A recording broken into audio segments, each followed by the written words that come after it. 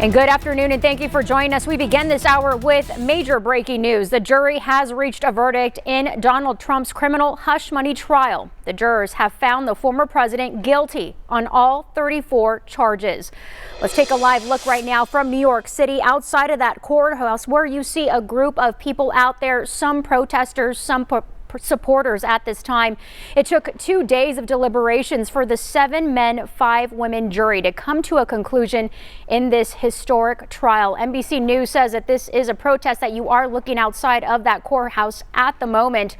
But right now we are going to bring in our very own News 4 Tucson political specialist, Eric Fink. Eric, you have been following this breaking news since it just happened. What else can you tell us regarding this decision? Angelique, a former president has been found guilty on multiple felonies. It's the first time something like this has happened in the history of our country. It took that 12-member jury of 5 men and 7 women less than 12 hours to find former President Donald Trump guilty on all 34 charges. Here's what the former president had to say when he walked out of that Manhattan courtroom about an hour ago.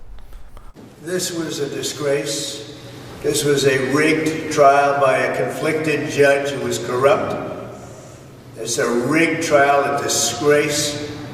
They wouldn't give us a venue change. We were at 5% or 6% in this district, in this area. This was a rigged, disgraceful trial. But the real verdict is going to be November 5th by the people. And the Biden-Harris campaign releasing a statement a short time ago saying in part, quote, "Today in New York, we saw that no one is above the law. There is still only one way to keep Donald Trump out of the Oval Office, at the ballot box. Convicted felon or not, Trump will be the Republican nominee for president." And the sentence could range from a fine to supervision to prison time. And we now know former President Trump's sentencing will be scheduled for July 11th.